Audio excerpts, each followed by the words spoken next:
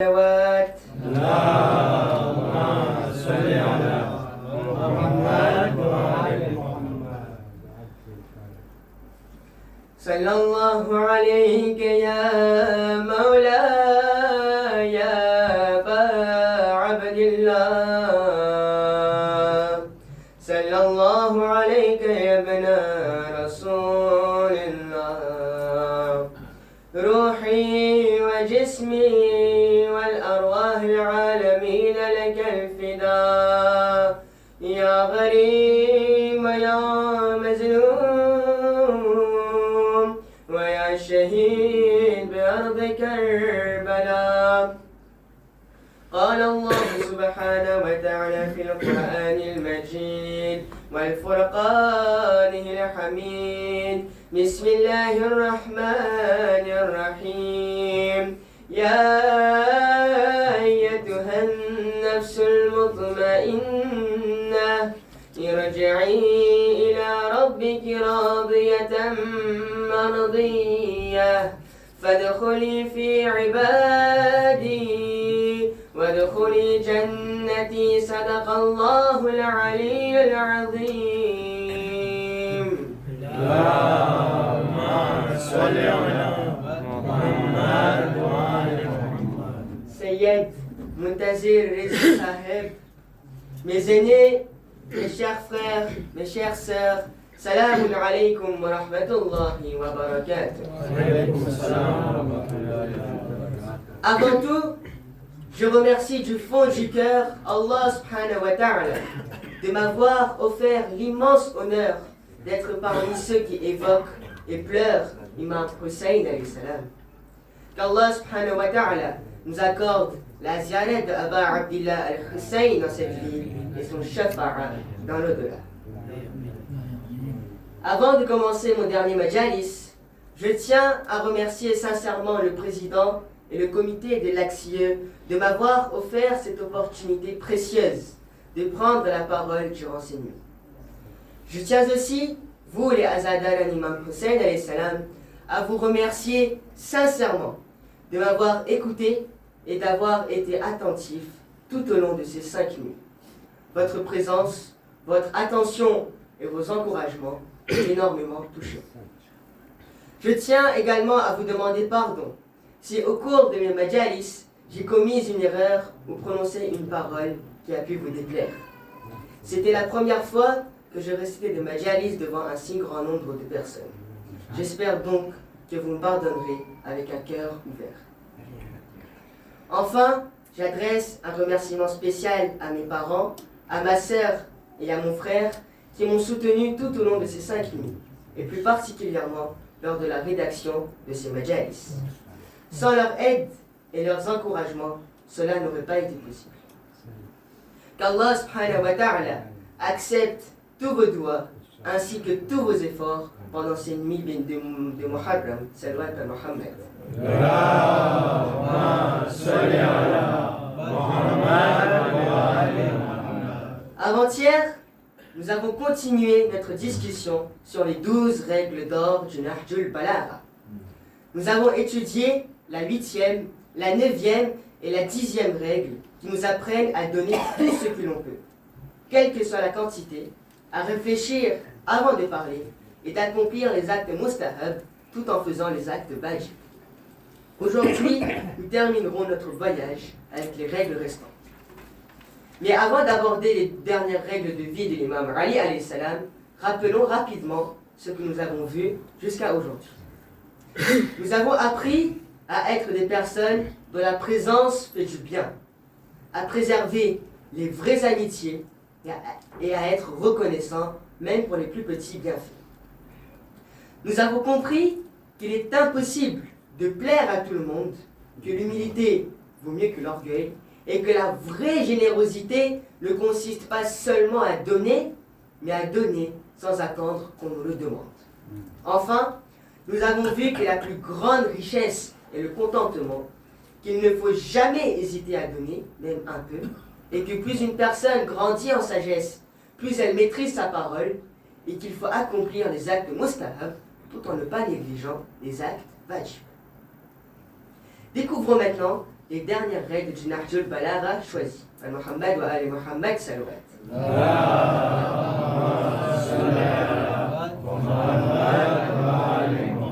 Règle numéro 11, qui est la parole numéro 112 du Nahjul Balagha. Imam Ali alayhi salam a dit: celui qui aime les membres de la famille du prophète doit être prêt à faire face à la privation. Aimer les Ahlul Bayt n'a jamais été un chemin facile. Depuis Karbala jusqu'à aujourd'hui, les amoureux du prophète Mohammed sallallahu alayhi wa sallam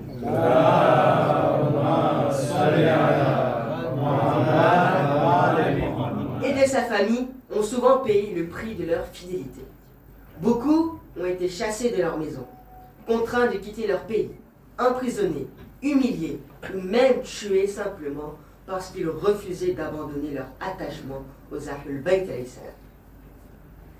Et cette parole de l'imam Ali alayhi salam ne concerne pas seulement ceux qui ont vécu ces grandes épreuves, elle s'adresse aussi à chacun d'entre nous.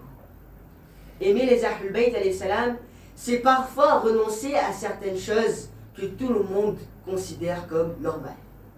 C'est refuser un argent illicite, laisser passer une opportunité interdite, sacrifier un plaisir pour rester dans les limites fixées par Allah subhanahu wa ta'ala et enseignées par le prophète Mohammed et sa sainte famille. Oui, cet amour peut parfois nous coûter quelque chose. Il peut nous demander du temps, des efforts, de la patience et même certains sacrifices matériels. Mais regardez les amoureux de l'imam Hussein alayhi salam. Chaque année, des millions de personnes marchent jusqu'à Karbala. Elles dépensent leur argent, prennent sur leurs vacances, marchent des centaines de kilomètres, dorment parfois dans des conditions difficiles. Et pourtant, elles ne regrettent rien. Au contraire, elles recommenceraient sans hésiter. Pourquoi? Parce que lorsque l'on aime vraiment les Ahlul Bayt alayhi salam, le sacrifice n'est plus un poids, il devient un honneur. Voilà la leçon de cette 11e règle. L'amour des Ahlul Bayt alayhi salam ne se prouve pas seulement par des paroles, il se prouve parce que l'on est prêt à sacrifier pour rester fidèle à leur voix. Muhammad wa ali Muhammad salawat.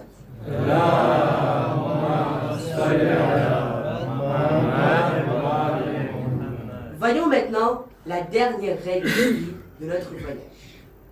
Imam Ali alayhi salam nous donne une parole extraordinaire qui est la 237e dans le Nahjul Balagha.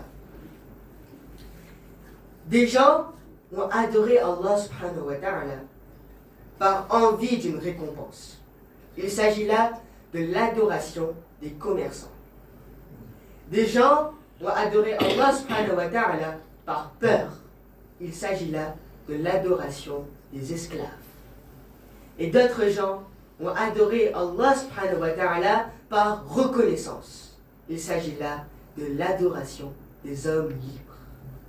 Quelle parole! En quelques lignes, l'imam Ali alayhi salam nous montre qu'il existe 3 façons d'adorer Allah subhanahu wa ta'ala.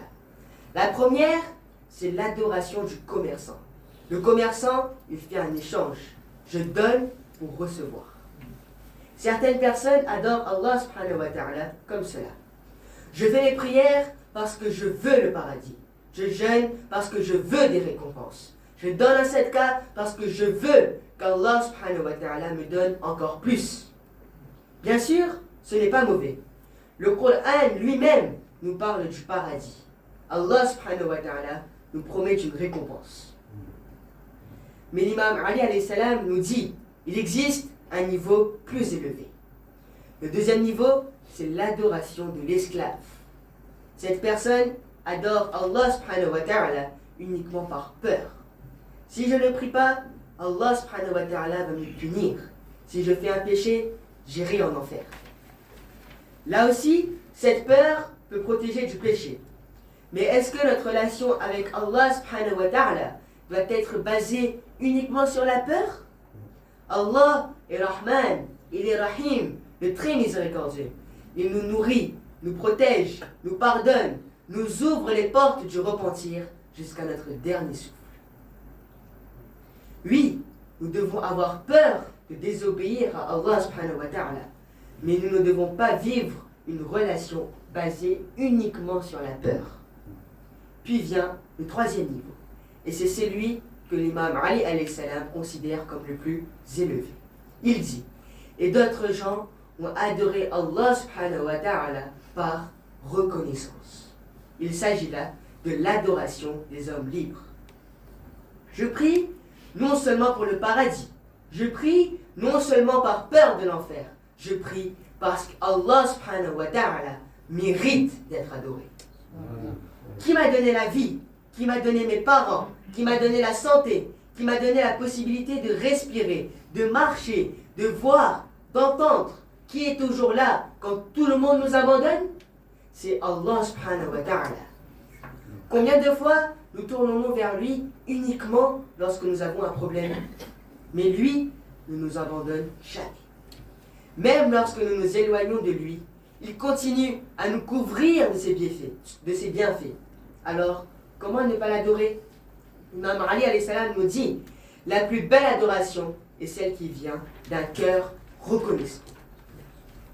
Un enfant n'aime pas sa mère uniquement parce qu'elle lui offre des cadeaux. Il l'aime parce qu'elle est sa mère. De la même manière, le croyant aime Allah subhanahu wa ta'ala, non seulement pour ses bienfaits, mais parce qu'il est son Seigneur. Voilà le niveau auquel l'imam Ali alayhi salam nous invite. Oui, demandons le paradis. Oui, cherchons à être sauvés de l'enfer, mais élevons aussi notre intention. Allah subhanahu wa ta'ala nous dit dans la sourate Baqarah, verset 186. Et lorsque mes serviteurs t'interrogent à mon sujet, alors je suis tout proche. Je réponds à l'appel de celui qui m'invoque lorsqu'il m'invoque. Qu'il réponde donc à mon appel et qu'il croie en moi afin qu'il soit bien guidé. Imam Ali alayhi salam nous dit que le plus haut niveau est d'adorer Allah subhanahu wa ta'ala par reconnaissance. Pourquoi? Parce qu'Allah subhanahu wa ta'ala n'est pas un Seigneur lointain. Le Coran nous dit « Je suis tout proche ». Allah ne dit pas « Dis-leur que je suis tout proche ». Il parle directement « Je suis tout proche ». Chaque fois qu'un serviteur l'appelle, Allah subhanahu wa ta'ala lui répond. Comment ne pas aimer un Seigneur qui est toujours présent, qui ne ferme jamais sa porte et qui répond à chacun de nos appels? Disons à Allah subhanahu wa ta'ala « Oh Allah, je t'adore parce que tu mérites d'être adoré. Je t'adore parce que tu as été présent à chaque instant de ma vie. Je t'adore par amour, par gratitude et par reconnaissance. » C'est cela, l'adoration des hommes libres. C'est l'adoration qui nous enseigne l'imam Ali alayhi salam. Al-Muhammad wa Ali Muhammad salawat.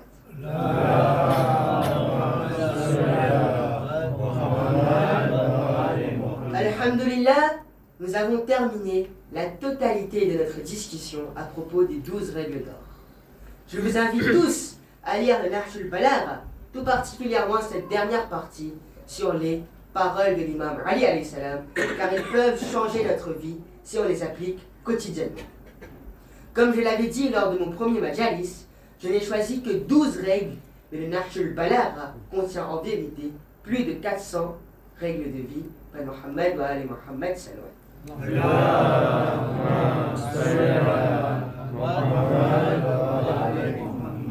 Il y a 2 ans, j'étais à Karbala cette nuit-là. À Ashura, à Karbala, on a une étrange sensation. Et la nuit de Sham el-Ghariba donne des frissons. Le khayma était rempli de monde, pas une place pour poser les pieds. Mais j'imagine cette nuit en l'an 61 à Karbala. Quand l'imam a été shahid, quand il n'y avait plus personne. Les ennemis ont mis feu dans les khaymas des femmes et des enfants. Bibi Zainab demande: Oh fils Sajjad, que faire? Brûler dans le feu ou sortir du khayma? L'imam Efak t'a donné l'ordre de sortir des tentes. On imagine la peur, les flammes des tentes qui brûlent, les enfants qui sont terrifiés. Après un moment, quand tout semblait se calmer, Bibi Zainab et les femmes ont commencé à regrouper tous les enfants, mais elles ont constaté qu'il manquait Djellabé Sakina. Bibi Zainab est partie chercher Bibi Sakina. Elle la voit allongée sur le corps de l'imam Hussein alayhi salam. Bibi Zainab cria Ya Sakina, Ya Sakina. Bibi Zainab a entendu une voix du corps de l'imam Hussein alayhi salam. Ya Zainab, parlez doucement, ma fille est en train de dormir sur ma poitrine. Azadaron, Janabé Zainab est arrivée, elle a réveillé Bibi Sakina. Ya Sakina, réveille-toi,